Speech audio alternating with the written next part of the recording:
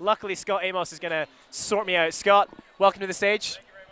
I got your name right, didn't I? You did, absolutely. Yes. And what are we going to talk about, Scott? Lara Croft and the Temple of Osiris, our sequel to Lara Croft and the Guardian of Light. Wonderful. I think we have a brand new trailer to show off as well. Yeah. Maybe we can cue that up in the production booth. Here we go. Trailer time.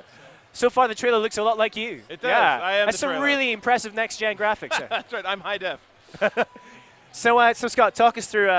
Actually, no. Maybe what we should do is just watch the trailer. Enjoy the trailer.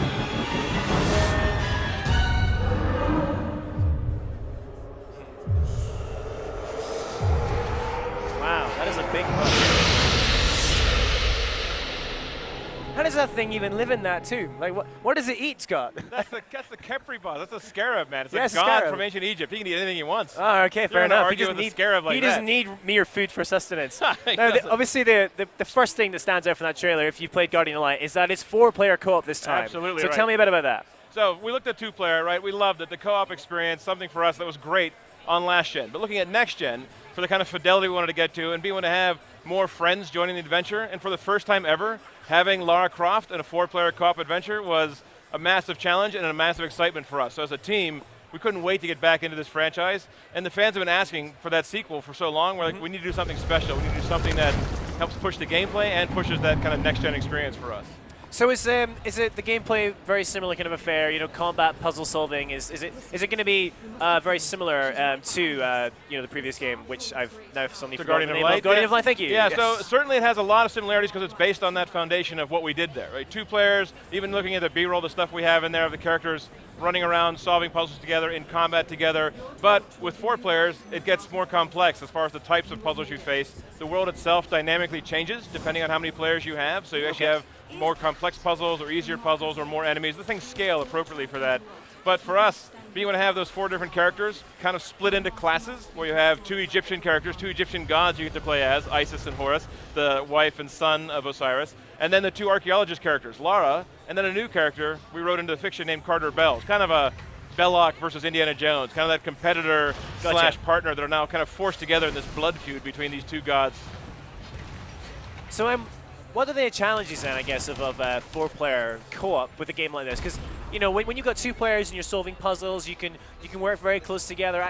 I feel like with 4 it could get quite frantic, right? 4 people running in different directions. I'm guessing this is all online, or is it? No, it's couch play and online. It's couch play and online. Yeah, so right. and there's actually a mix of those. So you and I can be on the couch here, and 2 other friends can be online. We can actually blend together any number of online or couch play. So how did you stop it getting just a bit too insane with 4 people on one screen like that? Oh, it gets insane. Oh, no, it does. It just gets insane. We embrace the insanity. Embrace the insanity. So you'll see even in some of the stuff in the trailer that the mayhem just gets massive, where you have all these guys, all these enemies coming from the undead world, launching various types of weaponry at you, and having your buddies around to help pick you up once you get killed, or partnering together. This whole relic system, this whole rings and amulets and all this stuff you can do to tweak out your character to upgrade your team as well means that you can actually share all these powers together. So we actually embrace the mayhem instead.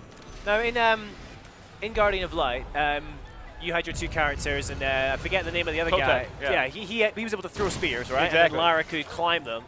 So does each character have their own unique ability again then? So we split them in classes this time. Yeah, so you have the 2 Egyptians that have more of the magic side. They have the Staff of Osiris. Let's let them have this kind of beam energy they can use, like for classic Egyptian mirror puzzles, we have to reflect the light to trigger something. Yep. They also can create a magic shield around themselves that can block incoming projectiles, or you can climb on top of that to get to higher areas. Whereas Lara and Carter, the archaeologist, actually have the grapple, which we had back in Guardian of Light, so you can make tight ropes, you can make areas you can grapple to and climb up onto, or pull partners up over cliffs that they can't get to. We've also added a torch. There's actually a flare and a torch mechanic, so you can actually light up really dark tombs where you're going to need the light, and for solving certain puzzles where you have to go and light different things on fire to be able to get through an area. So, because they're two classes, does that mean that Lara and the other archaeologist chap, their kind of skill set is the same? Right. So you can choose, you're like, I want to be the archaeologist, and then you can like choose your version of that, but your abilities are still the same. Right, your two different classes, similar abilities. If you had 4 different abilities, that's be quite complicated in terms of puzzle solving, right? Yeah. Right, exactly. So we actually split them into classes, but we do have some nuanced differences. Like Carter, he starts with a very powerful magnum pistol, but it's a single shot one at a time, whereas Lara has her dual pistols. So we do have the kind of nuanced differences between them. But in the end, it's really about getting the classes and then being able to customize them with rings, with amulets, with all the gear and all the weaponry that you can pick up as you go through the adventure. So is this going to be downloadable? Is that you're going to distribute? We haven't actually announced all the pricing or date or any of that kind of information yet. It's certainly built in the same spirit of Guardian, so you can kind of extrapolate that as you will. I think you were about to say, we haven't announced it yet. Until now, live on the GameSpot stage. So yeah, that I would love to, but right now what I can tell you is it's coming soon. And Xbox One, PS4, PC, so definitely for us, looking at what Guardian did, there's a lot of learnings from that we can apply to this. Fantastic. It must be quite fun, I guess, to be able to work in the kind of the world of the lore of Lara Croft. But it's just got such a, these games have a complete like different tone from like the kind of remake of Lara, which again I've forgotten the name of it. It's Tomb Raider now, Rise of the Tomb Raider. Yeah, exactly. We got so Rise of Tomb Raider, which we got trailer just on the press conference the other day. Yes. So yeah, it must. I mean, is it kind of fun having like be able to just have fun with the franchise rather than being amazing. Too serious? Oh, absolutely. I mean, even it's all being built at Crystal, right? Both of these games are being built by Crystal at Crystal, and be able to look at this game, which is that classic arcade, dual pistols, the teal top, like she's out there platforming action, fighting scarabs the size of a skyscraper. And then we go over to Rise of the Tomb Raider, and suddenly it's much more serious, gritty, that origin tale. So it really is 2 different franchises that live under the same Lara Croft umbrella. So they still are part of that world, but it's kind of that different takes of, here's the 4-player co-op action arcade, here's the much more serious, gritty tone storytelling game. So we saw some classic giant ball-moving puzzle solving. So yeah, just talk us through what we're seeing in the gameplay here. Yeah, certainly. So this is actually one of the first levels of the game, actually in the Temple of Osiris. Lara has just discovered it. She and Carter have gotten into it. By trying to find the Staff of Osiris, they've managed to break themselves into this curse. And so now they're cursed. They free the 2 gods, Isis and Horus. So now they have this 4-player team. The only way for them to kind of defeat Set, the bad guy, get the curse lifted, is to go off and find all these pieces of Osiris that have been ripped asunder, spread throughout Egypt. So what we're watching is these 4 guys in some of that mayhem. They're even fighting this giant skeleton guy who's actually protecting this particular cave.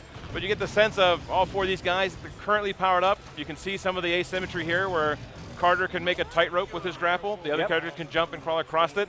And then even the friends kind of issue here, if you're playing with people you know, sometimes they're not the nicest people to play with because you're your friends, right? So they like screwing with you. So you'll notice that Carter keeps dropping some of these guys into the spike pit below.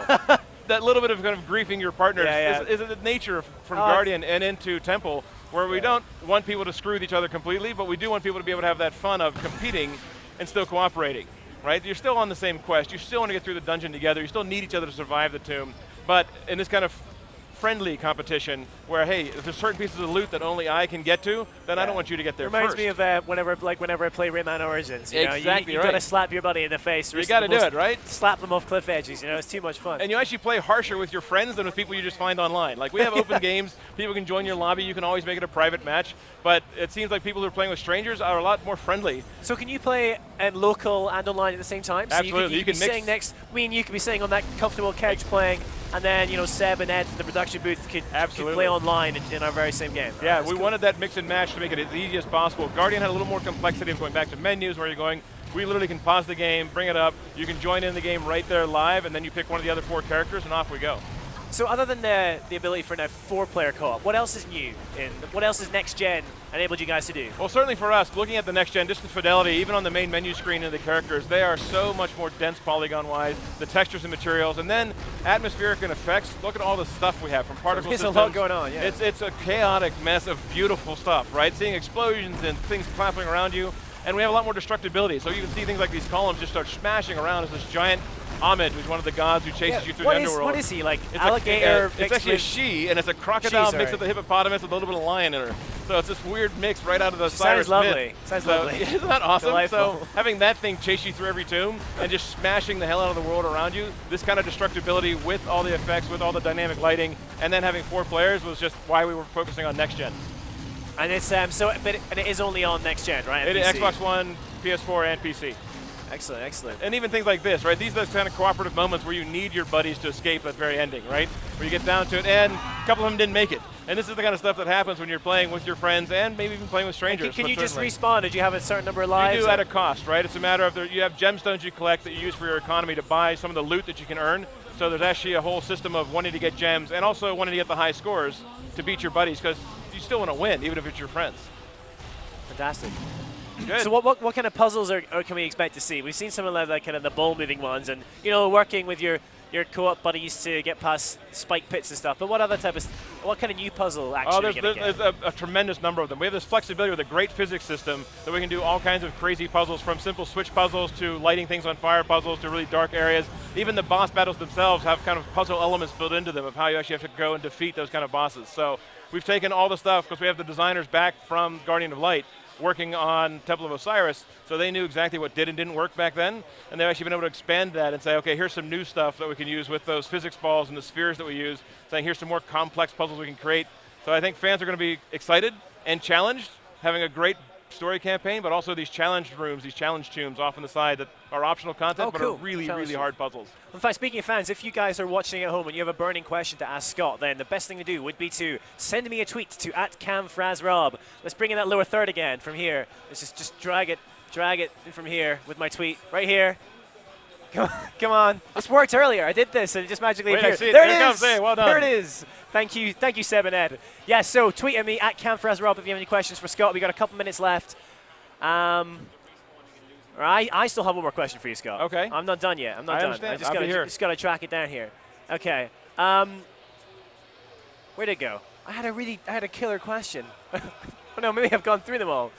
Well, tell us more about the kind of the world then. Tell us more about the tombs. Is it all going to be kind of similar scenarios, or is there quite a lot of environmental flexibility? That's actually a good question. People ask us a lot about the size of the game. Yeah. Like, we have all these linear tombs in Guardian, right? It was very much a straightforward front-to-back kind of linear game. But in Temple of Osiris, we actually have all these tombs, but they're connected from what we call the overworld.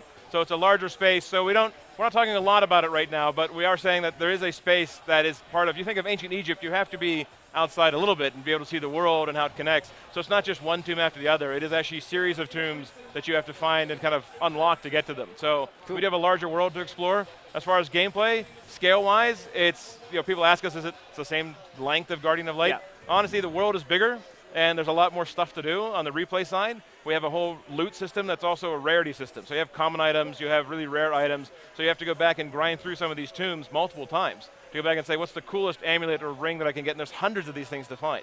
So being able to get those characters tweaked and tuned up perfectly so you have the best team you can for both combat and defense and regeneration, all of that stuff is up for grabs as players want to go back and hunt for all the best loot they can find. Fantastic. Well, Scott, thank you so much for joining me on stage. Absolutely, my pleasure, man. Just going to close off with one, excuse me, very quick question from Twitter. Yes. Brian Johnston, I'm going to assume that is the former singer of AC/DC, says, is Temple of Osiris single player as well, or just multiplayer? Absolutely, so just finally, can you play on your own? Yeah, so that's a very, people have been confused. We keep saying multiplayer, because we're so focused on the 4-player. You can play it any combination of 1, 2, 3, or 4. So if I want to send in my kind of Matrix-esque chair on my own and play, I can? Absolutely. I don't need to have friends. No, the game actually will change for 1 player, or 2, or 3, or 4. So the puzzles will change, the enemies will change, but the overall story is the same front to back. If you have more characters, then you'll hear their voices. So if Carter is in the game as one of the characters, you actually hear him talking through the game, chatting with the player. But if you don't have him in there, then it's a 1-player experience. So yeah, fantastic. front to back. Well, Scott, thanks again, man. And guys.